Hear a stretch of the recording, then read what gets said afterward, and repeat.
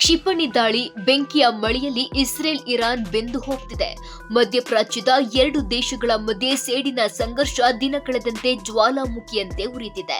Iran Israel ಯುದ್ಧದ ಕಾರ್ಮೋಡ ಇಡೀ ವಿಶ್ವಕ್ಕೆ ಆವರಿಸಿದ್ದು, ಇದರ ಎಫೆಕ್ಟ್ ಏಷ್ಯಾ ಸೇರಿದಂತೆ ಜಗತ್ತಿನ ಹಲವು ದೇಶಗಳಿಗೆ ತಟ್ಟುವ ಸಾಧ್ಯತೆ ಇದೆ.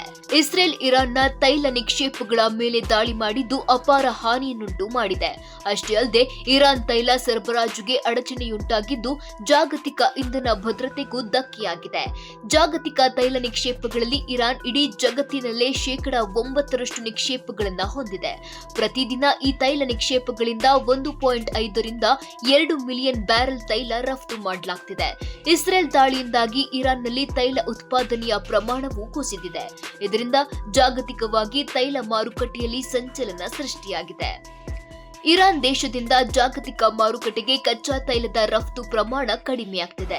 ಇದರಿಂದ ತಾತ್ಕಾಲಿಕವಾಗಿ ತೈಲ ಬೆಲೆ ಏರಿಕೆಯಾಗುವ ಸುಳಿವು ಸಿಕ್ಕಿದೆ.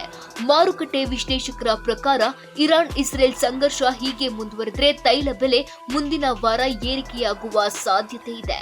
ಸದ್ಯ ರಾಜ್ಯ ರಾಜಧಾನಿ ಬೆಂಗಳೂರಲ್ಲಿ 1 ಲೀಟರ್ ಪೆಟ್ರೋಲ್ ದರ ₹102.92, ಡೀಸೆಲ್ ದರ 1 ಲೀಟರ್ಗೆ ₹89.2 ಇದೆ.